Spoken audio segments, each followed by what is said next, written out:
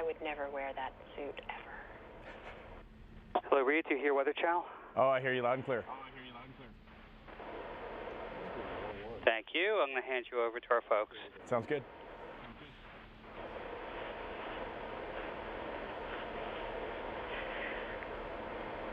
Okay.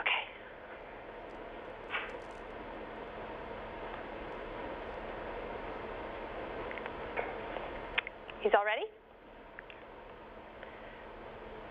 Okay, great. After 165 days in space and more than 70 million miles in orbit, a 6-month journey has ended. NASA astronaut Reid Wiseman is back on Earth, feet on the ground, and we want to welcome him home. And thank you so much for taking time with us. Welcome back home. How's it feel? Oh, it feels great. I'll tell you, we need to turn the heat up down in Houston a little bit. It's pretty chilly outside, but it feels great. It's amazing how quickly my body has readapted, and really feeling great. Being back with the family is, of course, the best. I could only imagine that first hug with the kiddos must have been awesome. But you also talked about one of the first things you do would be eat pizza and soda. Was it everything you remembered? Oh, way more, way more. I'm not even sure if the pizza was any good, but it was the best pizza I've ever had in my life. Now, you were our eyes and ears for months. You captured these glorious images from space. What are you going to do with all of that footage? Well, first, I already have sent a bunch of emails to get all that footage, so it's being loaded onto a bunch of hard drives. And then I just want to go through it. I want to go through it and remember it. I looked at my Twitter feed a little bit, and it was really neat to see how the photos, you know, they kind of got better as I learned the cameras, and I started to pick out things that I really liked. And I want to just re-walk down that whole journey and relive all those moments. And speaking of Twitter, you know, some people here called me a stalker. I prefer to think one of your enthusiastic followers, but just obsessed with all of those gorgeous images. What was it like for you to make that connection with hundreds of thousands of people every day with these images, these tweets from space and these vines? What was that like for you? It's wild because all I was doing was throwing maybe a funny comment and a picture on Twitter, and who knows if that connects with the outside world, but it did connect in a really big way. And so I got to share my dream coming true with a whole bunch of people, and that really made it very special for me. I have to ask you too, is that a concerted effort to push more, to be more social up in space? I mean, astronauts are tweeting all the time now, it seems. Yeah, definitely. Well, it's such a great outreach tool. Why wouldn't you do it? Everybody's got a social media account, and for us, it really makes basically a home run connection with the general public, and that's a great event for us. I can only imagine it would be very difficult to pick one moment or one thing that you remember the most. Is there anything that stands out that maybe you didn't get a chance to tweet about and has so far just been your memory? Oh, I'd say my last memory on the space station I didn't tweet about, but real quick, I ran down to the Japanese segment. We have windows that are about this big, and I just opened one of those windows. It was the middle of the daytime, and I looked out past the solar array, just at the rim of the Earth. There was no camera anywhere near me, and I just sat there floated there for about 1 minute to 2 minutes, and I just told myself, please just burn this into your mind, just burn this beautiful image into your mind, and I've kept it. So my last look out the space station, it was just perfect. I couldn't have asked for any more. And you must be looking ahead to a lot of plans. Any plans to make a return mission? Who knows what the future holds. I would certainly go back if NASA will send me. It's an amazing outpost up there. And what is next for you? Next is rehabilitation, quite a bit of getting my body back into shape, and then finishing out all the medical experiments that we started before flight, continued in flight, and now, at least in the first 2 weeks back, it's a whole lot of medical. Well, I just want to thank you, and I'm sure hundreds of thousands, if not millions of people, thank you for your view of this beautiful planet for 6 months. We appreciate it, and thank you so much, and welcome home. Oh, thank you so much. Astronaut Reid Wiseman, appreciate it.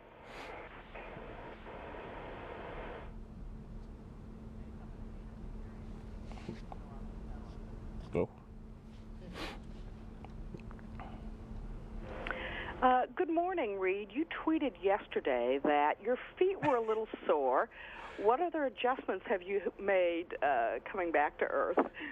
Oh, you can tell there's 1,000 little adjustments for the body. Overall, the body readapted a lot quicker than I expected. The first day you're back, it feels like you have about a 200-pound hat on the top of your head, and every way you lean, it doesn't feel right.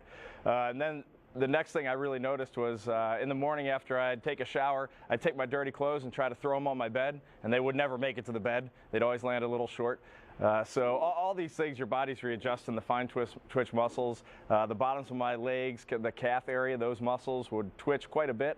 But now a week in, and really there's very few things that I still notice that have a little lingering effect. So overall, the body's a pretty amazing machine. One of the things that really helped, I think, people on Earth understand your experience in space was your just joyous tweeting of photos, the time-lapse videos, everything. And I think that really helped people understand your experience. I mean, if we're going to make you pick your top 5 photos, what would you pick, or could you even narrow it down? Oh, I have not yet narrowed it down. So I've seen some online articles that have tried to narrow it down, and I think they do a really great job. There's really 3 categories that I love. One is the kind of weather and Earth phenomenon, like the sands of the Sahara. That area is amazing. And then there's the beautiful night shots. There are some incredible aurora shots and some full moon shots that I love. And then there's a few pictures that I took accidentally, almost straight down, that I was calling Earth art. And some of those, especially some of the last few that I did in the Middle East, turned out to be absolutely gorgeous. So that's kind of my 3 main categories. Now I got to go pick favorites, and that's going to take me a little while. One thing that we like to ask astronauts who've gone up for the first time, what was unexpected that you did not know was going to happen? What surprised you the most up there? I would say everything surprised me. Definitely the biggest was working without gravity. I always thought that floating would be amazing and simple and this really just majestic thing, but in the end it turns out it's actually really hard until you get used to it. And all the way up until the last day, just working with little tiny parts that would float away, it was always very difficult. It did get easier, but it was always a tough thing. So I think that definitely surprised me the most. Are you surprised at what people on Earth responded to that you tweeted out, or the photos or the video that you took? I think in reality, I'm shocked at the overwhelming response. So I just wanted to share what I thought was neat and interesting and kind of funny, and in the end, that made a great connection. So I was just shocked at the outpouring of support. All right. And your first meal back when you got to Texas, what did you have? Let's see, on the plane ride to Texas, I did knock out a pizza and some soda, and then this is Texas, so I wanted a steak, and I did go out and get a steak. All right, thank you very much, Reid. We really enjoyed your trip. Hey, thanks a lot. It was really great. Thank you, NASA.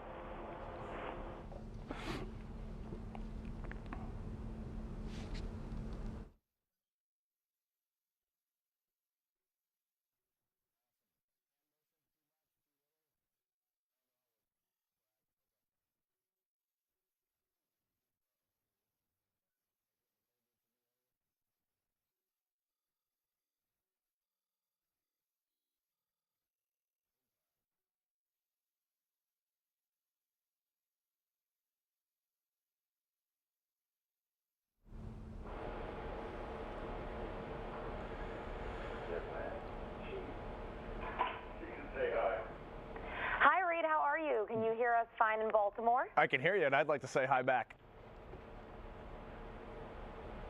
Good to have you. It's so funny seeing you not floating around for once. You're just sitting like a normal person.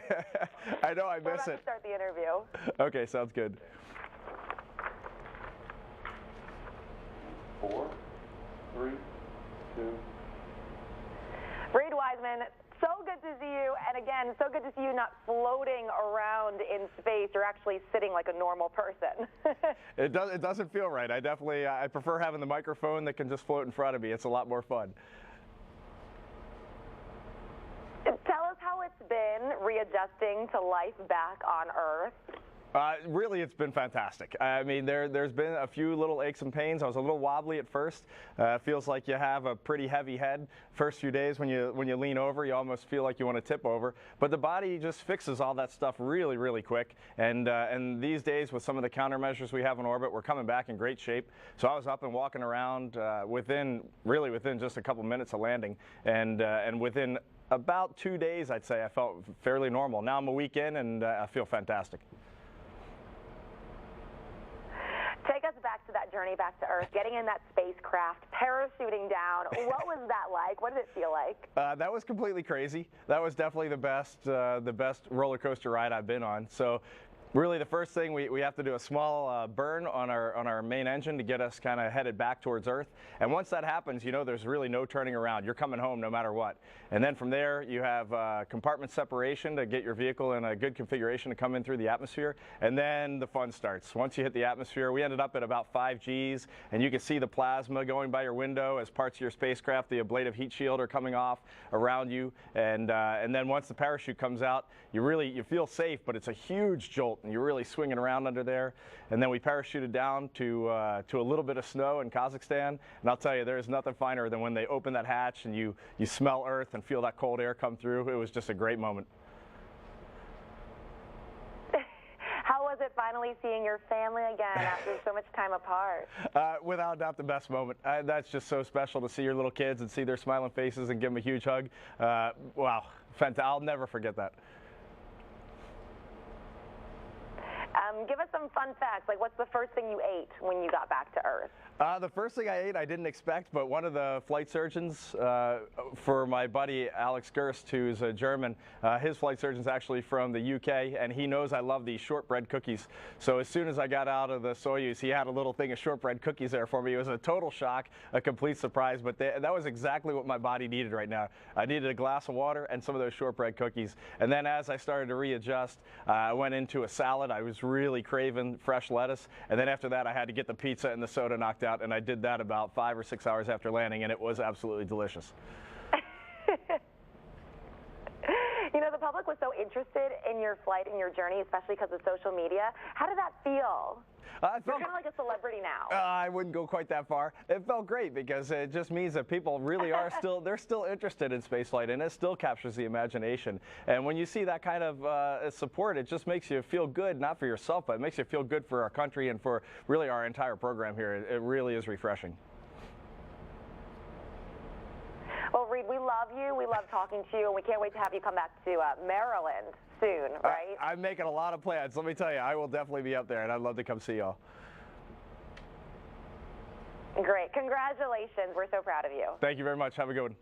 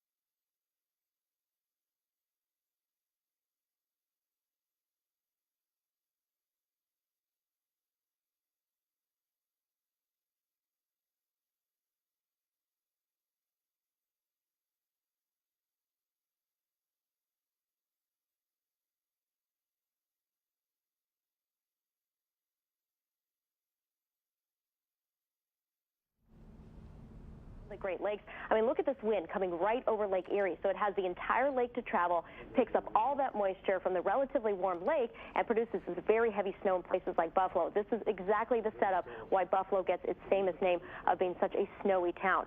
Now back towards Baltimore, the winds are our big story today. They're out of the west at 15 miles per hour at BWI 19. Reid Wiseman, this is Baltimore. Can you hear us? I got you loud and clear.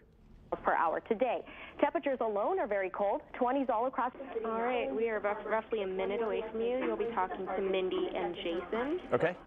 Now rather at 27 degrees. Factor the wind on top of that, and this is what it actually feels like outside. Feels like the single digits in Parkton and Westminster, feels like 15 in Ellicott City, and I don't expect it to feel much better throughout the entire day. Actual temperature should to 30 in the city and in Ellicott City. May not even get out of the 20s in Reisterstown, Woodbine, Westminster today, even up to northern Baltimore County. You're talking upper 20s for the afternoon temperatures at most, and it's going to feel like the teens. Now tonight we are talking very cold, clear skies, temperatures down in the 20s downtown.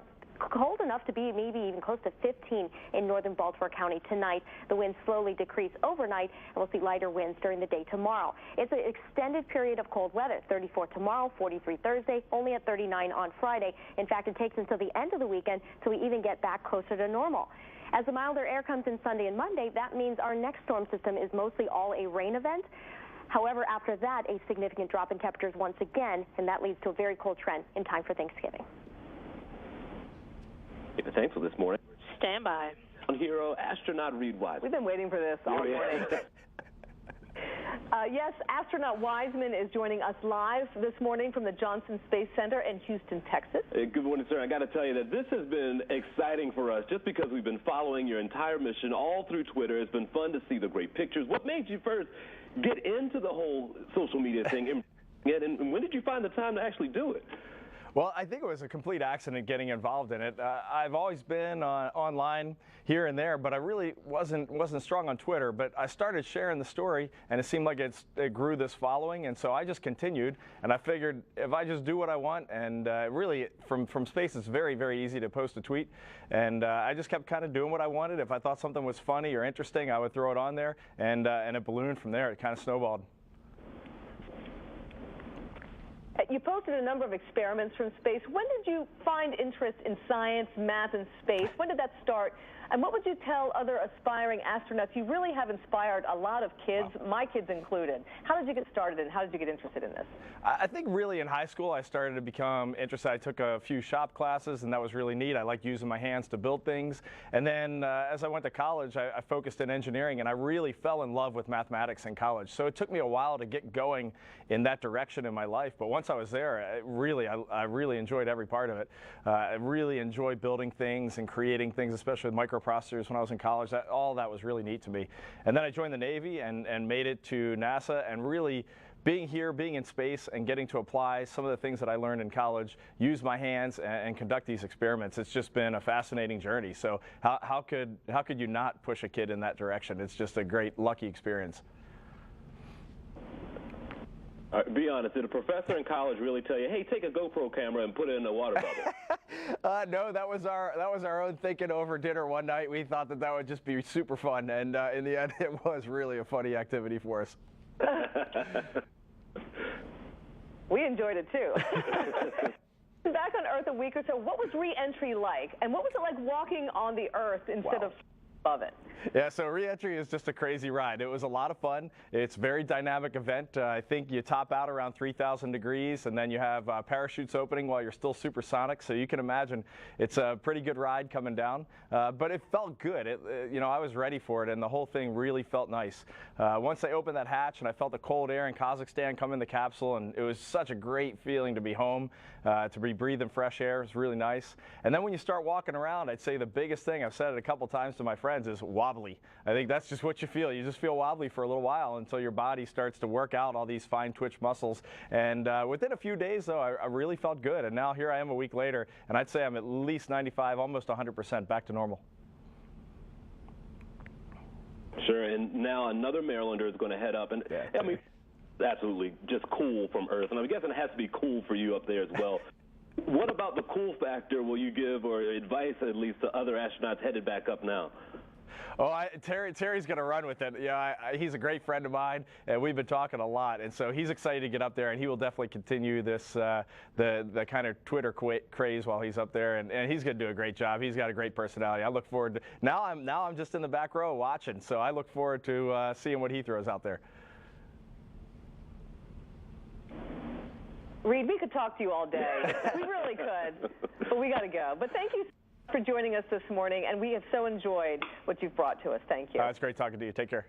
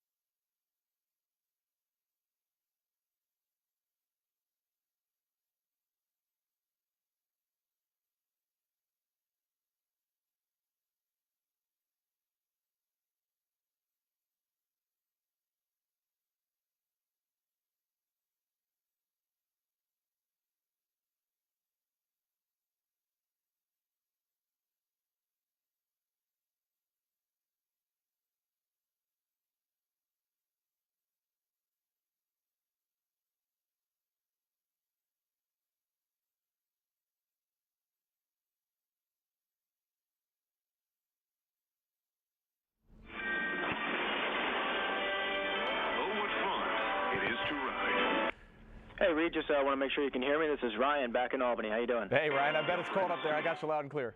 The 2015 C300 format for 419. Yeah, nice.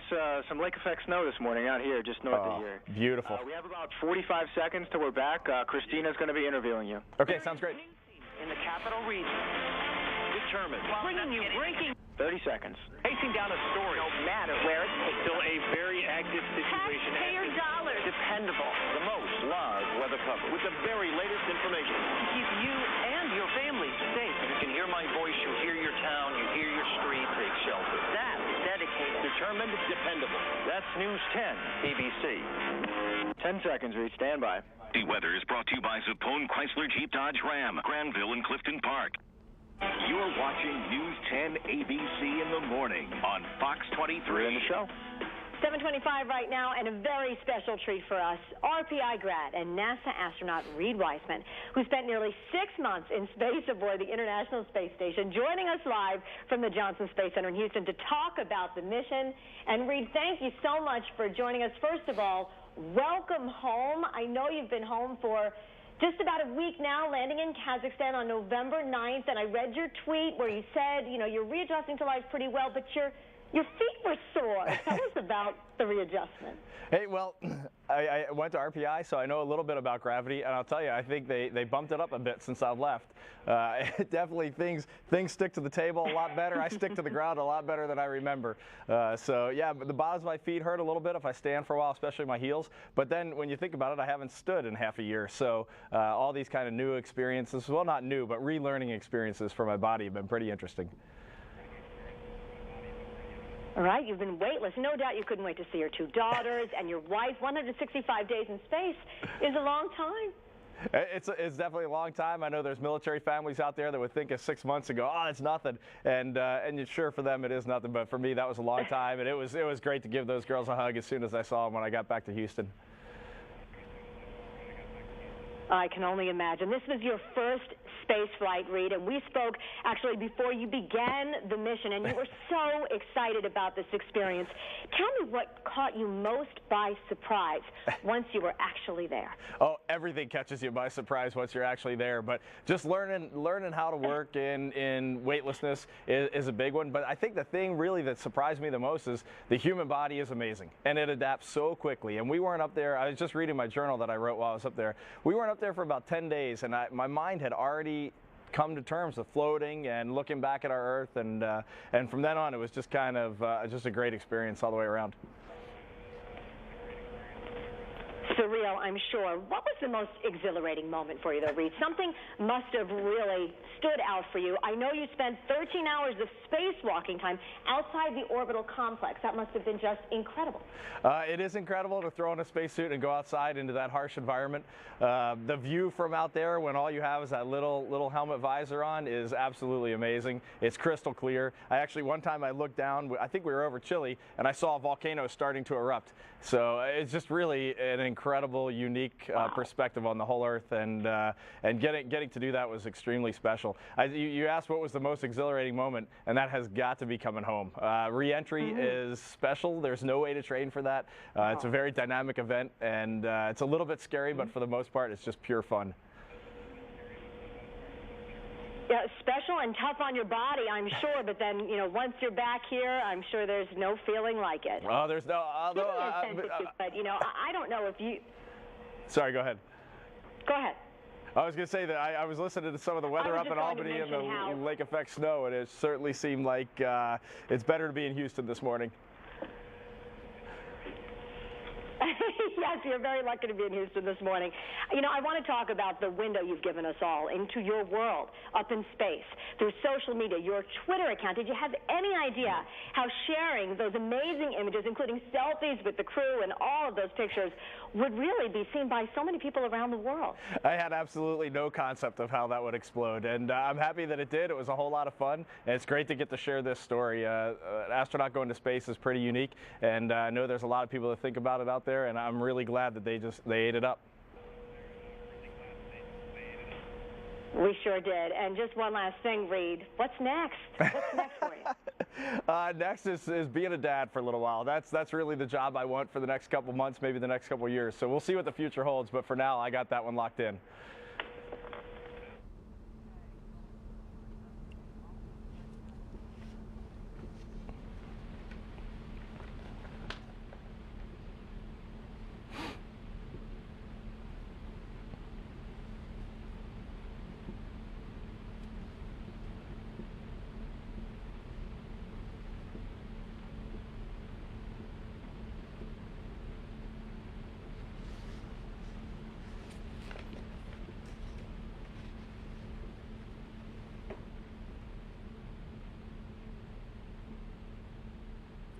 still out. Mm-hmm.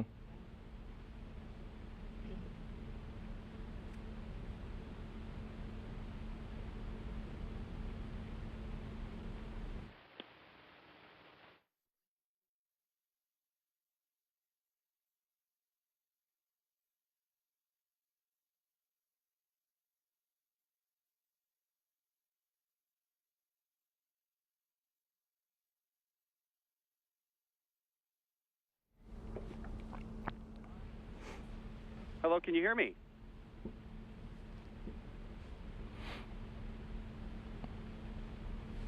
Nope. Oh.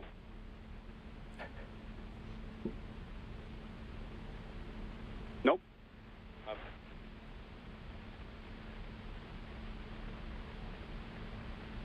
Hey, this is Reid Wiseman down at NASA. Hey, Mr. Wiseman, it's Nathan Hager from All News 99.1 WNEW in D.C. How are you? Hey, Nathan, I'm doing great. We are so stoked to talk to you. We don't mind saying that. So we're going to start recording here. About how much time do we have with you?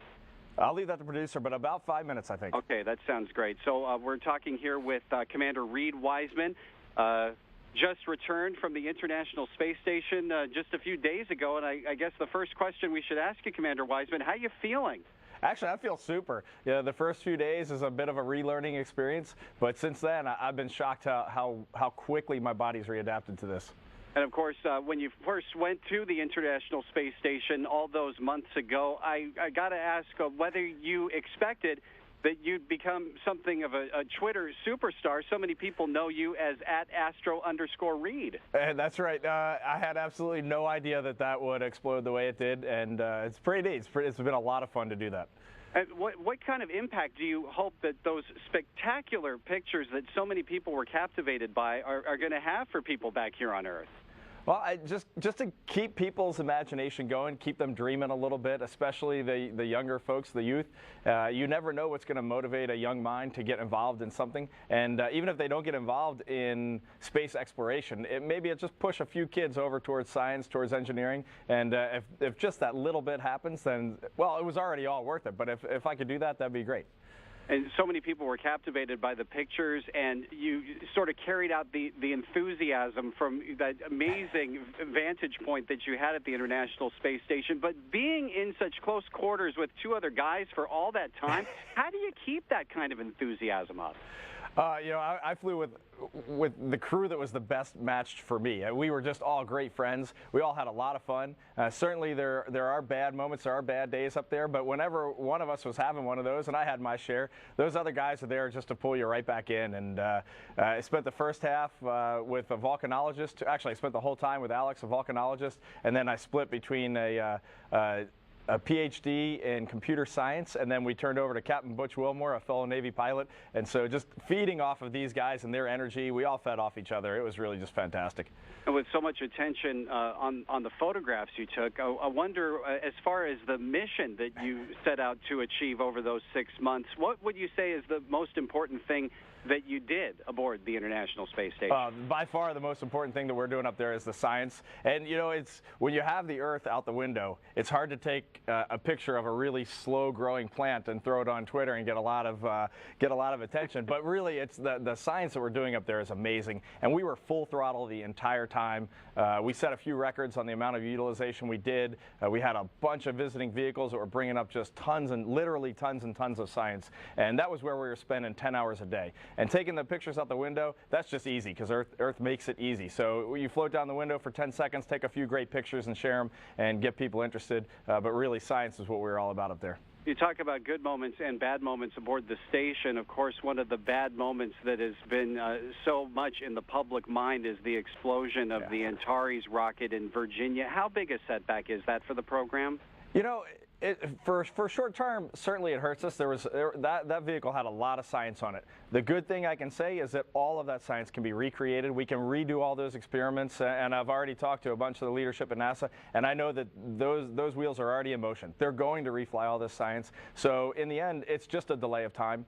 And you know, orbital sciences, they'll grow from this, they'll learn, and then they'll share that with the whole community. The entire space community will learn and grow from this. So in the end, I think we'll look back and say, all right, that wasn't necessarily the worst thing that could have happened. Well, it's good to have you back on solid ground. Hope to see you back in the Baltimore area soon. And I'm thinking that maybe you're going to be turning those pictures into a book at some point. Is that something that's crossed your mind? It's definitely a possibility. I've received quite a few emails on that topic, so we'll see what comes down the road. Emails and book offers? I can't say anything about that. No book offers yet. Commander Reid Wiseman at @Astro_Reid on Twitter. Thank you so much for joining us on All News 99.1. Take care. Bye-bye.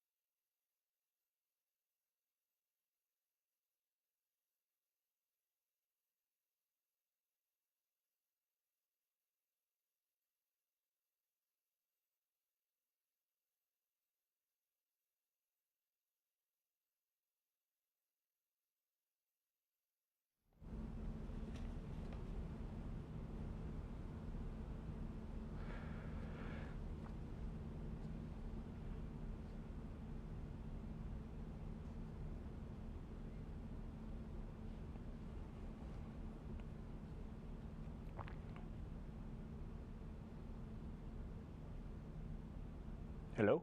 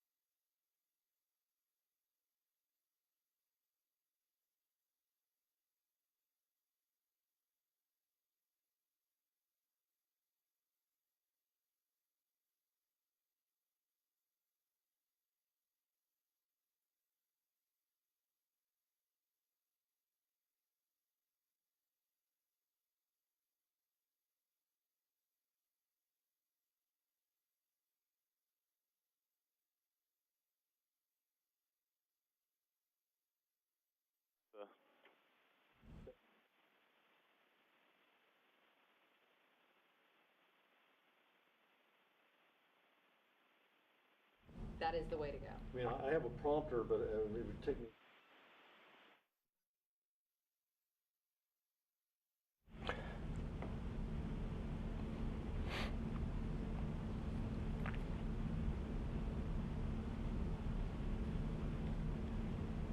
Pretty good. Right. Yeah, that's fine. Hello, Reid Wiseman. Can you hear us? I have you loud and clear. Wow, fantastic. It's Chippeny Lane in New York. Thanks so much for doing this. Hey, absolutely. It's great talking to you. So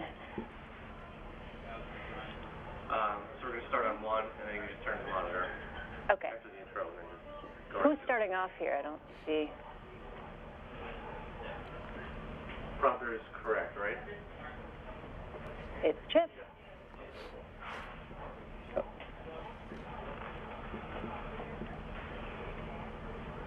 And 5, 4, 3, 2. he's a social media star known round the world because of what he did above it. Astronaut Reid Wiseman just returned from 166 days on board the International Space Station. He touched down in Kazakhstan last week. Wiseman gained a large following on Twitter after sharing his remarkable views of Earth. He joins us now from Johnson Space Center in Houston. And Reid, I have to tell you, I'm one of your 330,000 plus Twitter followers. And what is it like for you after spending so much time in space to be back here on Earth? How's it been? Oh, it's fantastic. Really, just getting back together with my wife and my kids. That's all that mattered to me. So rehabilitation's going well. My body's really adjusting back to this intense gravity that I forgot all about while I was up there. But just being at home and eating breakfast with the kids and sending them off to school, that's the highlight for me. Yeah, Reid, we did a story on you on CBS This Morning back in June, and to say you were like a kid in a candy store would be an understatement. Did that enthusiasm ever wane at all? No, it never waned. Certainly there's some better days and some not so good days, but overall there is no way you can be up there and not be enthusiastic every day. It's just such an amazing place up there. The photographs that you took, Reid, were just breathtaking, to say the least. I wonder, what was it like for you as you looked out your window every day? I mean, these spectacular vistas, literally out of this world vistas. Did you ever imagine you'd be doing that? Never did I imagine. And my crewmate Alex and I, we would joke all the time of who can go down to the cupola, look at the Earth, and not take a photograph. And I think we never succeeded. I don't ever remember a single time where we would just go look outside and not take a picture of something. The Earth is just so incredible to look at, and you want to share it. It's impossible to leave the camera out of the equation. Yeah, Reid, you said you did about 14 hours of spacewalks, and you wrote at one point, I used to think I was scared of heights, but now I know I was just scared of gravity. Tell me a little bit about what you meant about that, and what is it like being back on Earth now? Well, what it's like being back on Earth, gravity is a lot stronger than I remember it. And so I was a little wobbly at first, but really my body's gotten the hang of it pretty well. And then when I came in from my first spacewalk, I am pretty scared of heights. I don't like being up on a tall building kind of towards the edge. I've been up in New York to the top of some of those skyscrapers, and I get really a little antsy up there. So I was kind of concerned for that first spacewalk of how would I feel being 260 miles up now and really nothing below me. You can just look down between your feet and there's the Earth. Going 18,000 miles an hour under you. And really, it was no problem at all. As soon as I got that hatch open, it was actually inviting to go outside. I wanted to head out the hatch. And so that was when I realized that maybe I'm not actually scared of heights. Maybe it's just the effect of gravity when you're up high, and you don't feel that up there. So I felt great. And what really bothered me was that she put the pillowcase on a dirty chair prior to putting it back on the bed. That just gets it even more dirty. But this next hotel even had our experts squirming. The Crown Plaza. The maid collects all of our used drinking glasses. Remember, I drank soda out of these earlier. She puts them into the sink and turns on the water. Next, she gathers all the dirty towels from the bathroom floor. But watch, she holds on to one of them and sets it down on the counter to help dry the cups. Yup, the dirty towel used for who knows what is now being used to clean the glasses.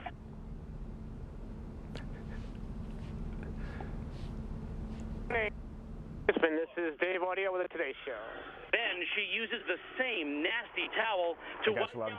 Once again, good morning, Astronaut Wiseman. This is Dave in New York with the Today Show. Sir, can you hear us? Hey, Dave. Yeah, the first bit was cut off, but I've got you loud and clear now. With room spray, so it smells fresh. Very good, sir. Thank you very much. You hearing us loud and clear, sir? Yeah, absolutely. Say health, safety, and comfort are top priorities. Very good, sir. Thank you for being with us. I'll get back to you in just a moment. Okay, no problem. The DoubleTree Hilton. Hi, Reid. It's Erin with the NBC control room. Hi, Erin. You'll be talking to Tamron.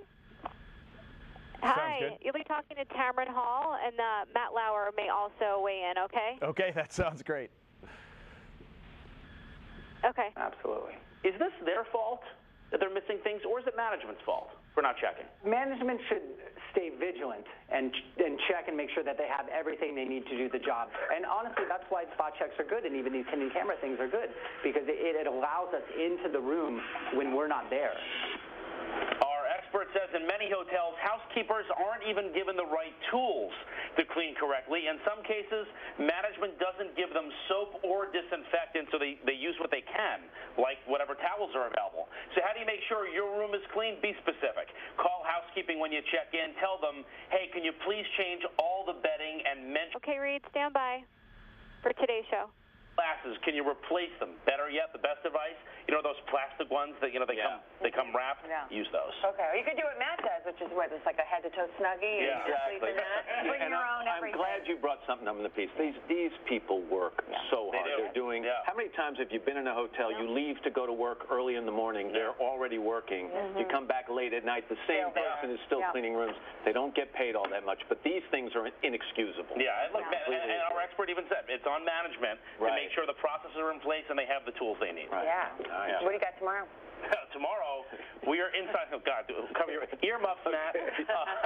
Tomorrow morning here on Today, we are the second part of our series. We're actually taking a microbiologist into these rooms.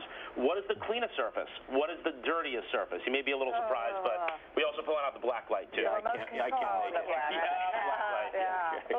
Let's go over to the orange room. Tamron is chatting with a special guest. Tamron? It's a palate cleanser. Think of it this way. After 6 months aboard the International Space Station, NASA flight engineer Reid Wiseman is back on Earth with us, and he joins us now from the Johnson Space Center in Houston. Reid, good morning. Good to see you. Hey, it's great to be with you all again.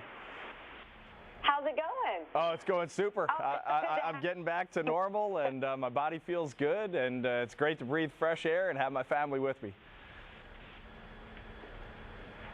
Well, you look fantastic. I know that you promised us you'd visit, but this is really good. Okay, we're happy with this because, after all, 350,000 Twitter followers are still wanting your attention now that you're back on Earth. Can you believe you have that many followers? Absolutely not. That just went crazy, and I love it. You know, you also said the first thing that any great parent would want to do is to hug your daughters as soon as you return home. We have an adorable picture of them saying goodbye to you when you left. You're back. What was their reaction? It was just so cute. You know, my first daughter came up the stairs of the plane that I flew home on to say hi, and when she came around the corner and saw me, she just stopped it. It was just like a deer in the headlights. She was just so shocked that her dad was there, and it made me well up, and it was way better than I expected it. And so to be back with all three of my girls, my two daughters and my wife, is just fantastic. Yeah. Well, we think it's fantastic, and just take a look at the monitor. We cannot compare to the love and hugs you get from your daughters, but my team is here to say welcome back. All right, guys, welcome back, please. We send you kisses, and thank you so much for being a fan. I send you a hearty handshake. With a kiss. Thank you, Reid. You're awesome, and settle in with the girls and give them our best as well. All right, sounds good, and I'm going to start heading north, so watch out for me. I'm coming up. All right, we look forward We'd love to have you. Thanks. You know what I love? The satellite delays.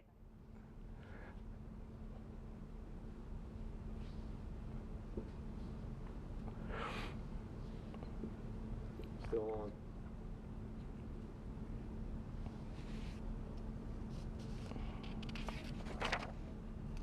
We're still out. Okay.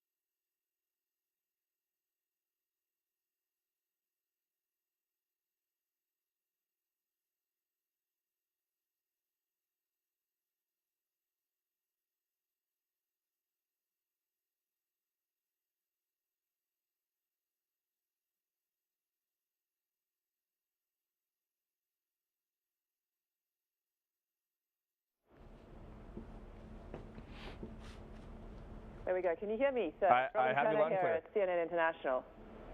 I have you loud and clear. I could just tell my colleagues, great, that's my colleagues. I'm hearing myself. I'm hearing mixed plus, guys. There we go. Push that button. Thank you. All right, can we go? Sorry, I know that you're doing these in 5-minute installations, so you... Linda, can you just switch off the Mix Plus, please? I'm hearing myself. Okay, 1, 2, 3. Can we go? No, I'm still hearing myself. Sorry, Reid. Yeah, no problem at all. No, I'm not. I'm hearing myself still. No. Okay.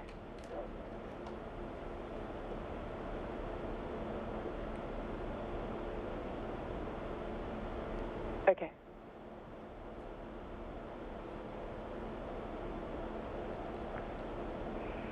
Okay, so just to let you know, Reid, you obviously know CNN International goes basically to the world, so people will be watching this in the next hour. We're pre-recording it. So, okay, sounds good. So thank you. Yeah. Do you want me to just wing it and I'll have to hear myself? Because I'd rather not miss the window.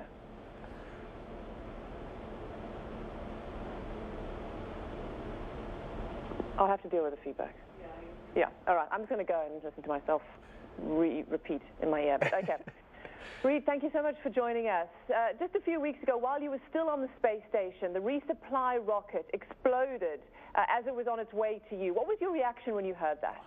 Oh, I didn't hear it. I was actually watching it on a satellite feed that we had through NASA. And I got a lot of friends that work at that company, and that was bringing a lot of supplies, a lot of science up to us. And I was heartbroken. I even started crying a little bit there. So that one hit real close to home, and definitely a sad event for me on the space station. And what was on that rocket? I mean, there was food and experiments for you. Oh, absolutely. Not just for me, but for my fellow crewmates and Barry Wilmore, who's up there, and then Terry Virts and Samantha Cristoforetti, who are launching at the end of this week. So for them, it was more of a setback certainly than for me. But in the end, we have plenty of supplies. We started inventorying as soon as that happened, and they're going to be just fine all the way through March, April of next year. And the science that was on board, luckily enough, all that can be recreated, and we're already in work recreating that. So in the next 2-3 years, we'll fly all that, and we will redo everything that we lost on that event. And then a week later, there was that very sad tragedy involving the Virgin Galactic flight. I mean, bringing into questions about the future of space travel, about commercial flights into space. So what are your thoughts around that issue? My thoughts are this is a huge high-energy event, sending people into orbit, or even just sending people into these suborbital flights. And so anytime you're playing with these forces, with this fuel, with this sort of event, then you can have mistakes. And the best part about all the people, I know a lot of people out of Scale Composites and Virgin Galactic, just like I know a lot of folks down at Orbital. And the best part is everyone will pick up, they will learn from these setbacks, and in the end, they'll have a better product. And that's the thing. Everyone's going to move forward from this. The risks are worth it, obviously, according to you guys who go up there. Definitely. The payback is amazing. And once you've seen it with your own eyes from up there, the risk is definitely worth it. Tell me about it. I mean, what was it like living in space for 86 months? First, you live in a weightless environment, and that takes a lot to get used to, but the body is an incredible machine, and it really adapts quickly, and it really starts to love this new environment that it's in. And you have new ways to have fun, because things that you couldn't do before, now you just flip upside down and you do them. So that's a great part. But then, of course, looking back at your Earth from 260 miles up, 400 kilometers, and it's just Earth is an amazing living organism, and you really get to watch it change from up there, especially when you're up there for 6 months, and the weather patterns, volcanoes, thunderstorms, winds blowing the desert sands across the Atlantic, all of that is just amazingly beautiful. It truly is breathtaking. And what was the worst bit about re-entering? The worst bit about re-entering, I guess you hit about 5 times the force of gravity while you're coming back, and so since you haven't felt any gravity in so long, it's really pushing on you. It makes it a little tough to breathe, but once you work through that, it's only for a few minutes, and once you work through that, then it's just the pure joy of knowing you're coming home. And then once you hit ground, it's pretty tough landing, but then they open that hatch and you get to smell that cold winter air in Kazakhstan. It was really just a truly great moment in my life. Home. Commander Wiseman, this is Tarek Malik from Space.com. How do you hear me? I have you loud and clear. Great to talk to you again. Great. Well, thank you for having the time. I'll do a short lead-in, and then we'll get straight to the questions if that works. That works for me. And thanks. Great. Well, 6 months in space, and now he's back. Commander Reid Wiseman with NASA, back on Earth after 6 months on the International Space Station. Commander, welcome back to Earth. How has your readaptation gone? Way faster than I had thought. Really, it's amazing the countermeasure systems that we have on the space station right now with both the resistance exercise device and the ability to run at really high speeds with a lot of good body weight on you. It only took a few hours before I really started to feel pretty good after landing, so I was really impressed with that. Now, this was your first space flight. It was a long one, for sure, but I mean that when you kind of first felt one full Earth gravity again. I mean, was it? I'm just wondering how does that feel? You know, the best way to describe it, I think, is it felt like I was wearing a 200-pound hat, but not on top of my head. It actually felt like it was about a foot above my head.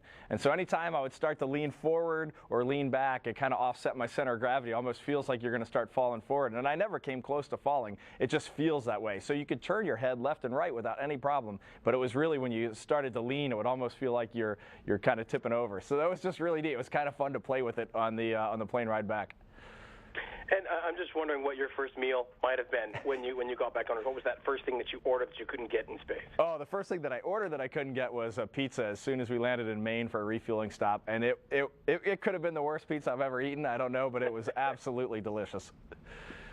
Great. Now, while you're in space, you were rather prolific with space photography. I think you were the first to use a Vine in space. And I'm wondering, how important was that to you to be able to share that experience to folks that were following you online? It was very important. In the end, I didn't know how important it was to me. I didn't set out with this idea that, hey, I have to share this mission, and that's going to be a key to success. In the end, it was important for me because I have this amazing journal, this amazing photo log of the entire time, well, photo and video log of the entire time I was up there, and I've already started to go back and look through it and just kind of relive some of the moments. So for me, this has been an amazing documentation of my journey. Now, when I was tracking through your images, that while you were in space, the images of flying through the aurora, in particular, really stood out to me. Was there a specific view while you're floating there in the cupola on the station that you could not miss? You knew it was coming, and you had to go check it out. Definitely the aurora, and we would use our public intercom inside the space station. If there was ever a good aurora, there was a standing rule that we had to call everybody and let them know so they could crowd in the cupola and watch. And we really had some magnificent aurora. But the thing that I loved, I think, the most in the end was just looking at thunderstorms. Flying over thunderstorms, and they're always different. Sometimes the lightning will creep through the clouds. Sometimes there's just thousands of lightning strikes all over the place. And then there's the storms that I would call them the high energy ones, where you would just get one stroke of lightning maybe every 10 or 15 seconds out of a storm, but when it would hit, I would light up the whole underside of the space station. It was so powerful, and I could just watch that lightning for hours. That was one of the last things I did. Is I took a trip to the cupola at night, and I just waited for a thunderstorm, and I got it. I took video of it, and it's really nice to have that little personal memory. Wow, that sounds amazing, Commander. Well, I would love to talk to you. I could talk to you forever. I have so many questions, but we're out of time. All the best for being back on Earth and your readaptation, and we hope to see you again soon. Yeah, thanks. Take care. Thank you.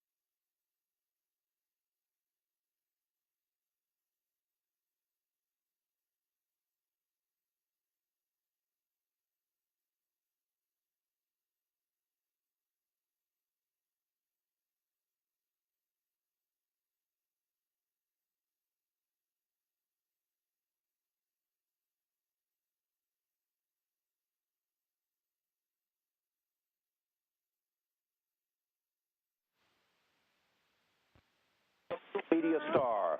But first, here's a look at today's eye-opener at 8. After the deadly attack in this city, security has... Good morning, Reid. This is audio in New York for CBS. Can you hear us okay? I have you loud and clear. Cargo plane crashed into this residential neighborhood just a quarter. Oh, okay, thanks. You hearing our program okay? Oh, I am. The kind of snow that's just passed on the roads. The temperatures are hovering in the... Okay, thank you. Up to 30 miles an hour. It is just brutal out there. Reid, I'm just going to check your delay here. I'm just going to count to 3 and just say 4 when you hear me say 3. Okay. Okay? 1, 2, 3. On the wake of the beheadings, the White House thinks they have to review the way... Okay, it's about 3 seconds. Okay, thank you. This is the very beginning of this hydrogen society. So you may have to start small in somewhere like California.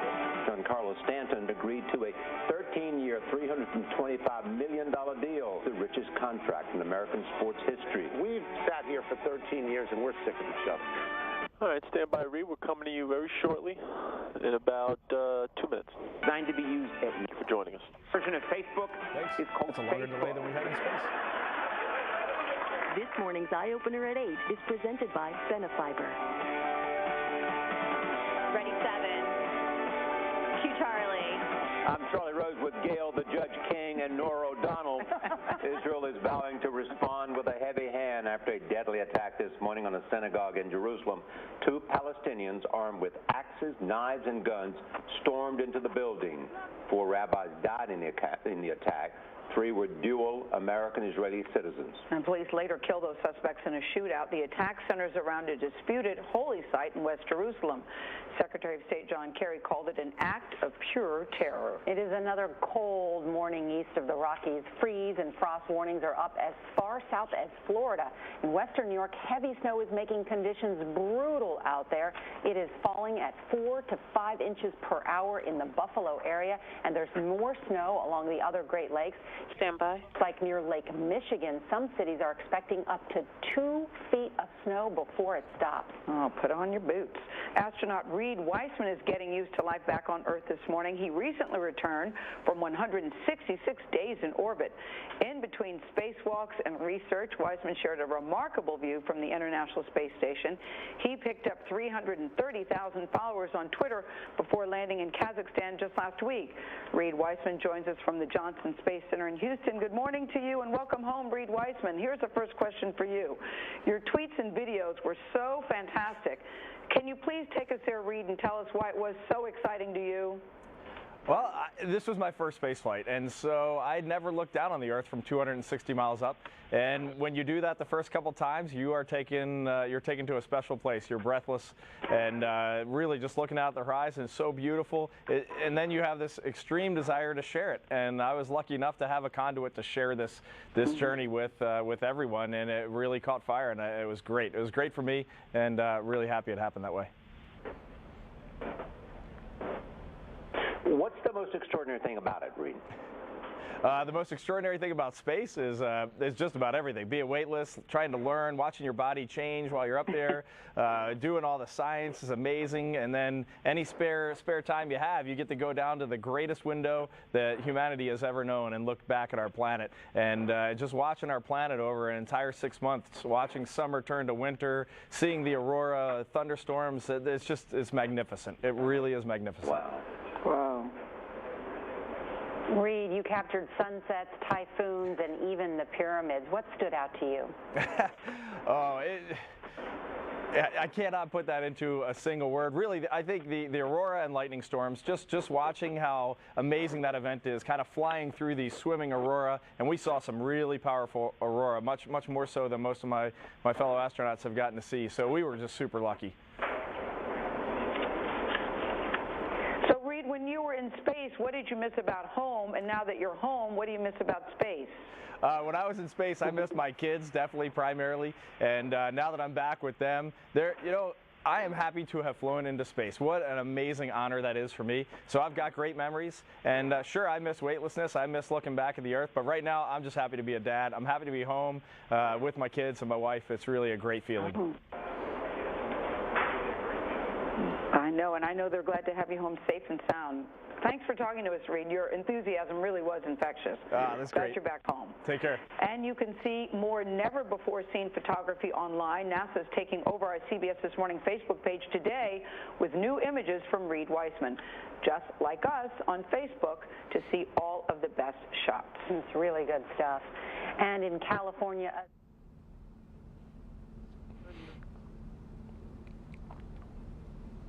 What a tremendous honor it is to have him on the show, on the breakfast show. So, Randy, if you would, please. Good morning, Reid. Randy Siegel with WSTU Radio here in Stuart, Florida. How you doing this morning? I'm doing great, Randy. Great talking to you. Yep. Tell you what, 6 months ago we had the opportunity to talk to you before launch, and tell us, how was that launch, and more importantly, how was the landing? Launch was it was great. It was great when the engines cut out and I was weightless and I got to look back at our planet. And actually, the sun came up on my crewmate Alex, came up on his side first, and I could tell by his reaction it was fantastic. And I wanted to crawl across the capsule and get over there and look out. But it took about 5 minutes, and then the sun had come across to my side. And just looking back on Earth for the first time, it was way more impressive than I ever expected. So that's pretty much the launch side. The landing side, that's the world's best roller coaster. Nothing's ever going to compare to that again for the rest of my life. It's very dynamic. We got up to about 5 Gs and 3,000 degrees, I guess, on reentry. It's pretty amazing. And watching the fireball kind of go by your window, I had a window about this close to my head, and so you got an up close and very personal view of reentry, and it was really fantastic. Add to that your spacewalk that you had to be quite exciting, to say the least. Definitely got to do it all. That was great. And being out there with nothing between you and outer space but a little bit of hand-sewn fabric, really amazing moments for me. And getting to look down through your feet at volcanoes erupting and seeing the night, the moon over the ocean through nothing more than a little bit of plexiglass was really, really special. Okay, Reid, when you went up, your main goal was to do a lot of science work. What kind of science were you able to accomplish while you were up there? We had our hands on a little bit of everything. Definitely my own body was a big science project, so I've ultrasounds of my eyes, my heart, all the muscles in my legs, trying to see what happens to us while we're up there. And a lot of that was really, really impressive to get to see. And I was doing that work myself with a remote guider, so really neat to learn all that. And then I did a lot of flame research, a lot of fluid research. In fact, some of the fluid research was so unexpected that they're already filtering that into the Orion vehicle and the SLS system for some of their tank design. So it was really neat to see all that stuff go so quickly into the engineering teams on the ground. And it was really fun doing it all, which is neat. Well, dear Reid, we also hear so much about coming back and the problems that you have with hearing and with the eyes. Have you experienced any problems with the adaptation at all yet? I've been very lucky. My body came back and it wanted to be a normal human again very quickly. So after about the second day, I was really feeling great. And now here I am a week later, and there's really nothing that's impacting me anymore. I feel fantastic. I'm just curious, how are you handling it being away from Max and Alex? They are great guys, and you know it's funny. We are super good friends, and you can tell just because about every night there's been a little email traffic back and forth. Just hey, how's everybody doing? And miss you guys, and I'll see them all again December 1st. We all gather in Russia for debriefs, and really looking forward to that. They are super guys. When you hear all the news that's been going on with the failures of the Antares and Spaceship One, what does it cause you to think about and about the future coming up? You never like to hear that sort of stuff, and it causes you a little bit of internal grief. I'd be lying if I didn't say that. You never want to see those sorts of events unfold, especially with the loss of human life. Machines, they're replaceable. Humans are not. And so that always hits home real close. And I think the bottom line is this adventure is amazing, and humanity always wants to push the boundaries and go a little farther. And when you do that, there are going to be small steps back, but from those are going to come kind of our biggest leaps forward. And so I know everybody will dust themselves off from this, and the grieving period will progress, but then in the end we'll be a better, not just individual companies, but an entire better spacefaring humanity, I guess I could say. Well, we thank you for taking the time to join us and giving us all that information. Thanks again, and we hope to speak to you again in the future. All right, I look forward to it. Thanks. All right, Reid Wiseman. How about that? He was.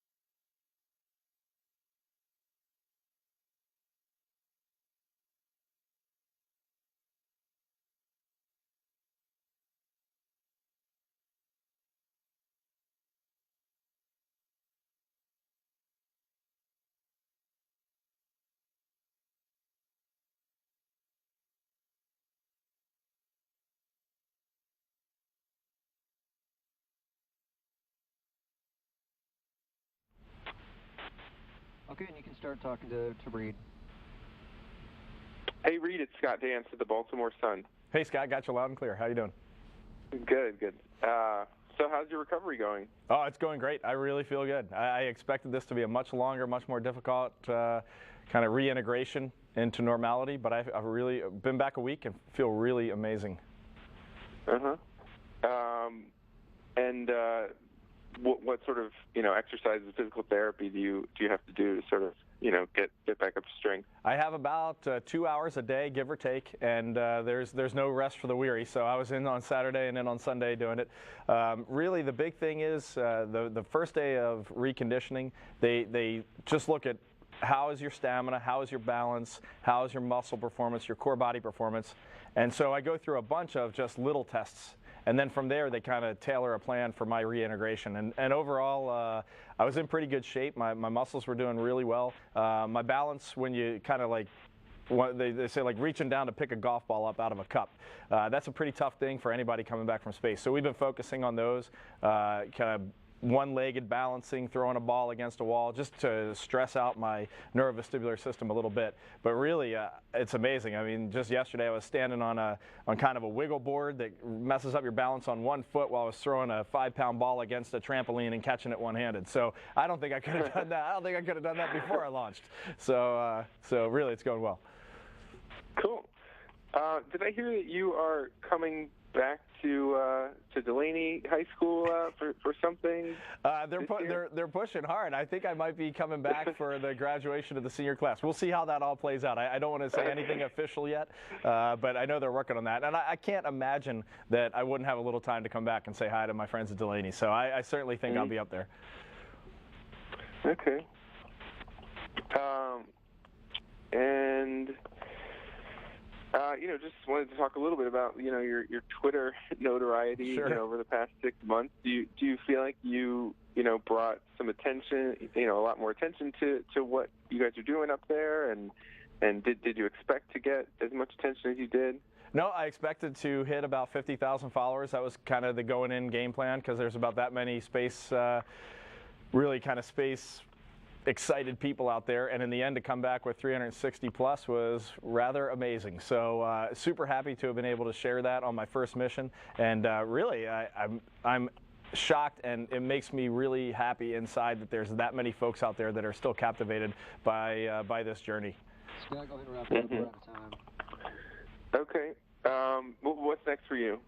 What's next for me? I just want to be a dad, and I've already started. I'm 1 week into that journey, so a little bit more of that, and then who knows what NASA holds for me in the future. We'll see. There will be something out there. Yeah. Say goodbye, All right, please. great. All right, take care, man. See ya. Take care. Bye.